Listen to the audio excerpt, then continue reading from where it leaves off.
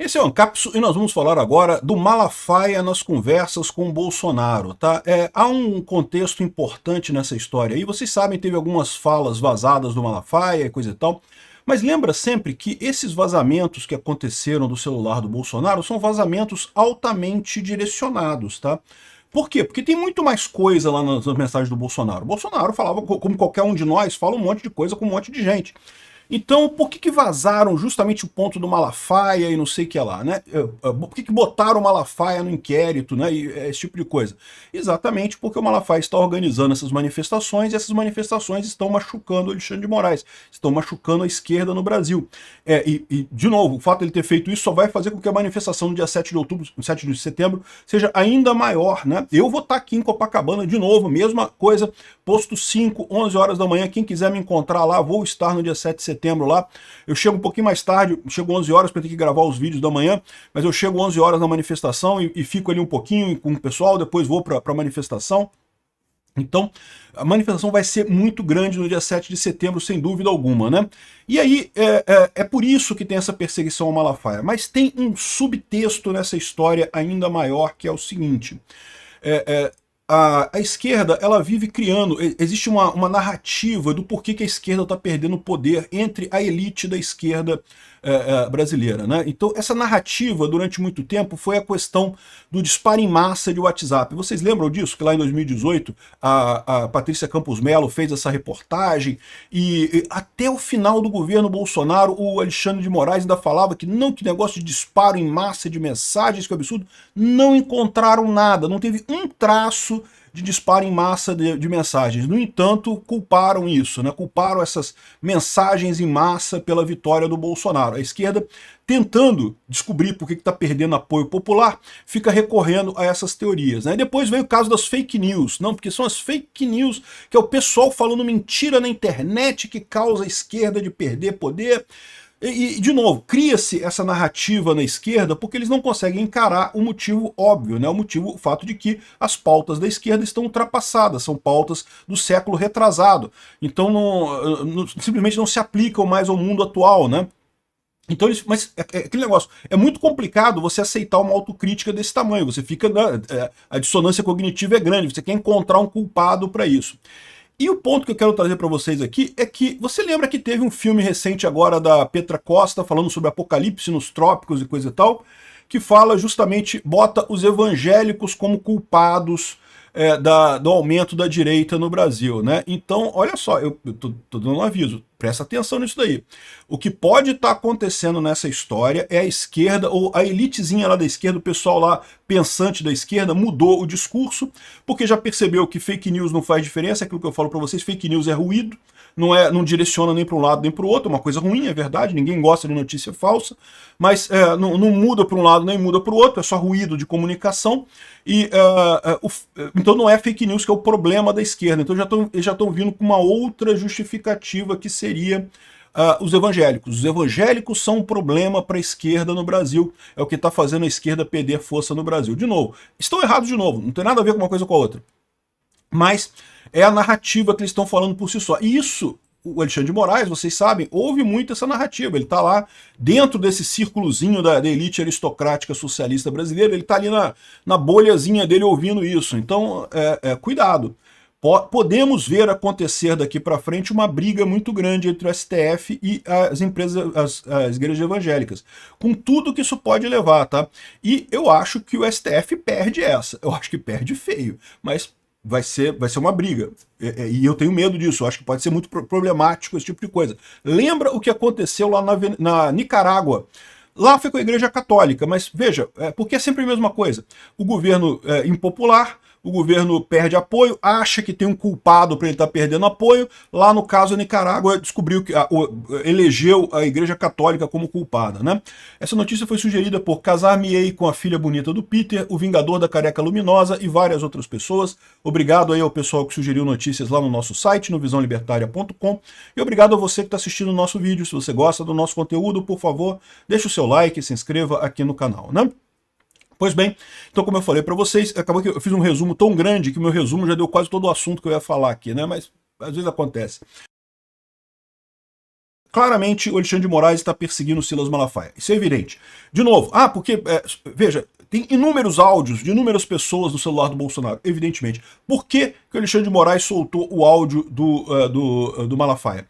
E mais do que isso, o áudio do Malafaia não tem nada demais. O que tem ali de errado naquele? Ele dando um pito no Eduardo Bolsonaro, não sei o que lá.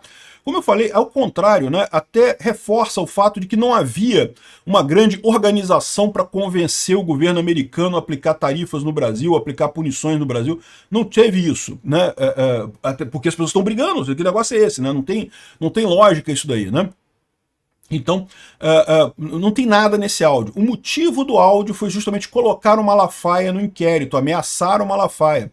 Lembra, o modus operandi de toda a ditadura no mundo. Foi da ditadura militar brasileira também. Como é que funcionava a tortura a estudantes e a jornalistas lá na época da ditadura militar brasileira? A mesma coisa, botavam no inquérito e aí começavam a usar medidas cautelares para punir as pessoas. Medida cautelar, por exemplo, proibiu o Silas Malafaia de sair do Brasil, proibiu dele de falar com o Bolsonaro, proibiu um monte de coisa para não ter, né? Ou seja, começa essas medidas cautelares que, em tese, deveriam ser uma medida extrema apenas para caso estivesse impedindo algum processo, alguma coisa, não, começam a ser usadas como mera punição às pessoas, né?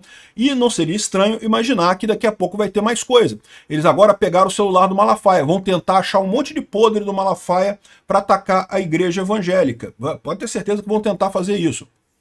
E daí, esse é o ponto dessa história. O vazamento do áudio do Malafaia indica uma nova estratégia da esquerda. Eles já perceberam que não teve disparo em massa, não fez diferença disparo em massa.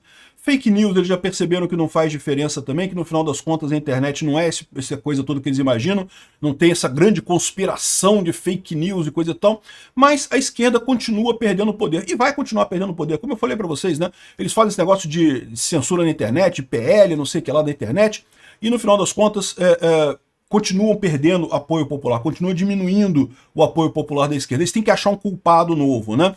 E agora parece que o culpado novo que eles estão querendo botar é justamente os evangélicos. Eu fico muito preocupado com isso, tá? Porque pode ter certeza, se isso daqui for de fato a justificativa que o Alexandre de Moraes está colocando para esse tipo de, para essa perseguição ao Malafaia, isso vai ser o começo de uma coisa muito grande. Vão procurar a mensagem do celular do Malafaia, vão implicar um monte de outros pastores, vão tentar atacar a igreja evangélica, você pode ter certeza. Isso vai ser uma coisa complicada para o STF. Isso é um buraco muito mais complicado para o STF do que ele imagina. Ele acha que está tratando com uma organização normal, uma organização voluntária normal. A igreja é muito mais do que isso. A igreja dá suporte espiritual para as pessoas, dá suporte moral para as pessoas, orienta as pessoas. Então, assim, você tem uma grande massa brasileira que gosta das igrejas, que vê bem as igrejas. Então, eu acho que o STF vai se ferrar nessa história. Mas já há algum tempo que essa elite aristocrática socialista de Brasília tem essa justificativa de que o culpado são os evangélicos, né? E aqui, ó, Lula desiste de tentar apoio dos evangélicos após aumento de rejeição e preocupa aliados. O Lula tentou durante muito tempo conquistar o apoio dos evangélicos e não conseguiu. E por que não consegue conquistar o apoio dos evangélicos? Como eu já expliquei para vocês, porque os evangélicos são muito mais religiosos do que os católicos na média. Eu sei, tem católicos extremamente religiosos. Não estou dizendo que não exista católicos muito religiosos, que vão à igreja, que fazem a coisa toda, mas olha só, eu sou de uma família católica, tá? E eu vi como é que é na minha casa. E a gente ia para a igreja para batizado, casamento e funeral de vez em quando, e só. E fora isso, não ia à igreja. Então, os evangélicos costumam ser muito mais próximos da igreja, costumam ser muito mais ligados na igreja, né? E essa é a questão toda que o pessoal não percebe que está enfrentando aqui no Brasil. Embora os católicos ainda sejam a maioria no Brasil, os evangélicos são muito mais aguerridos. Tem uma ligação muito mais densa com a igreja. Pelo menos eu que estou de fora dessa coisa toda, vejo a coisa desta forma, tá? E, de novo, isso pode causar problemas. Por quê? Porque lembra o que aconteceu com o amigo do Lula, o Ortega, lá na Nicarágua. Ele tem o mesmo problema. Ele começou a perder apoio lá na Nicarágua, as pessoas não gostam mais dele. Por quê? Porque ele é um governante de merda. Porque ele é um socialista. Todo socialista acha que vai resolver os problemas do país com ordem direta, com lei, com estrutura e coisa e tal. E não é, isso não resolve problema nenhum de país nenhum. Leis só atrapalham. Planejamento central só dificulta a economia. Isso fatalmente leva a problemas na economia, a problemas na vida do povo. O povo não gosta do governo centralizado, do governo esquerdista, porque ele não funciona, porque ele promete muita coisa, diz que vai cuidar dos pobres, diz que vai resolver isso, vai resolver aquilo, e não resolve problema nenhum, só piora a situação. Só resolve o problema do esquerdista. O esquerdista, o problema dele foi totalmente resolvido, bolso cheio de dinheiro. Agora, o resto da população só se ferra nessa história.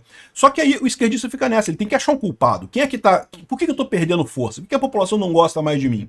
E aí fica buscando esse tipo de coisa. Lá na Nicarágua, como a população evangélica lá não é significativa, mas a católica eles colocaram a Igreja Católica como culpado dessa história. Não porque nas rádios comunitárias das igrejas católicas e coisa e tal, ou seja, essa coisa toda, tanto a católica quanto esse folhetim aqui da Petra Costa culpando os evangélicos por isso daqui, pela derrota da esquerda, são a esquerda tentando achar um culpado para ela estar perdendo popularidade. Quando o culpado é a própria esquerda, são as ideias atrasadas da esquerda que causam essa perda de popularidade. E, ou seja, você juntar esse ataque ao Malafaia aqui, o Lula que está desistindo de apoio dos evangélicos, e essa justificativa de que os evangélicos são culpados pela derrota da esquerda no Brasil, olha, se prepara, a gente pode estar muito perto de ver justamente uma perseguição aqui no Brasil aos evangélicos, como está acontecendo na Nicarágua contra os católicos, tá? E eu te digo uma coisa, isso não vai ser bonito de se ver, não, vai ser ruim. Vai ter denúncia muito feia para cima do Malafaia, para cima de outros líderes evangélicos aqui no Brasil, mas eu tenho certeza de uma coisa, o STF vai se ferrar nessa. Eles estão achando que vão conseguir dessa forma destruir as igrejas evangélicas e assim voltar a ter o amor do povo brasileiro. É a mesma coisa com as fake news e com o disparo em massa. Mesmo que eles consigam o intuito, não acho que vão conseguir, mas mesmo que eles consigam, eles vão perceber que não adianta. O problema da esquerda são as ideias atrasadas.